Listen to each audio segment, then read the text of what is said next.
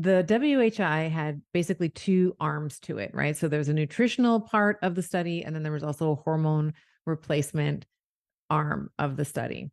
And I think that it's worth noting that even before they did the statistical analyses, that it was really set up, in my opinion, and that of many others, to fail. So when we look at the population of women who were selected for the hormone replacement arm of this WHI, the average age of the patients selected were 63.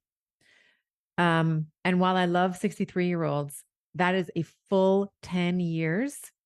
Like the average age of menopause is about 51. So it's like 10 plus years after menopause. Okay. So that's a problem.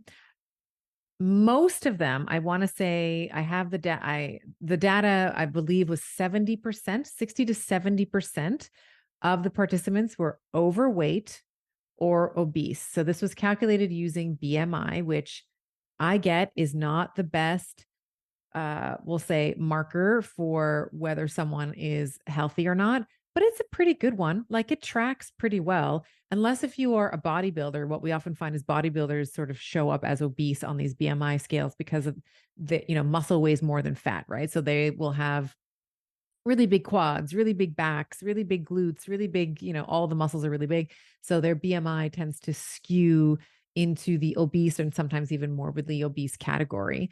But for the rest of us non-bodybuilders, it's a pretty good, it's not the best, but it's a pretty good indication of whether or not you're healthy for your age and your height. So 70% calculated using BMI were considered overweight or obese. More than half of them were smokers.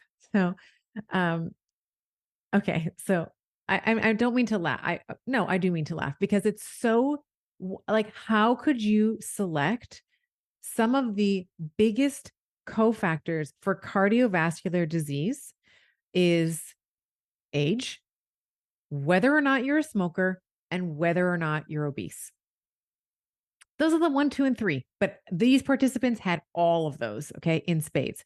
So this was not a, we'll say, unbiased or ideal healthy sample of women in going through menopause by any means. And there's actually one more thing I'm going to tell you, and you're gonna almost not believe it when you hear it, but they also excluded women who were symptomatic. So women who were experiencing hot flashes, women who were experiencing sleep disturbances, brain fog, affect changes, weight distribution, all these different things, they were excluded. So pardon my French, but how on earth, and I say pardon my French because I speak French. I'm a Francophile. I have a love for the French culture, and I don't mean to insult any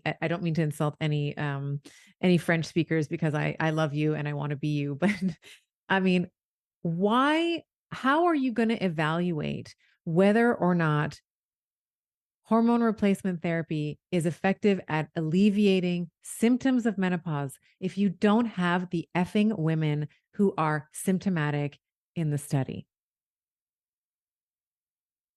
Okay. Okay. Bon, c'est bon? Okay. So that's my Veronique. Okay. That's my French, my French coming out like, oh my God, what are you doing? And that, if you're watching me on YouTube, my little Italian hands are sort of going. I have my little hands are all scrunched up and they're waving around. If you're listening to this on audio, I look like I'm swearing in Italian right now. Okay, so there's that. So they're running the study. And then prior to releasing the actual data, they stopped the study and they made this sort of rushed press release that says basically they have to stop this trial of estrogen because estrogen and progestin, because that's what they were looking at, because of an increased breast cancer risk. So they put out this like inflammatory, sensationalist, um, article, let's say, prior to the data being released, which I don't actually know of any other study that has. This is incredibly bad form. Um, so I think it's almost, akin to if you were, you had a strategy for the game, and you're about to play a, big soccer game, and you're like, okay, this is how we're gonna do it, and then you release your strategy to the public before you even play. So I mean, maybe that's not the best analogy, but this is like a scientific no-no. You don't release this sort of inflammatory, crazy headline without the actual data being released.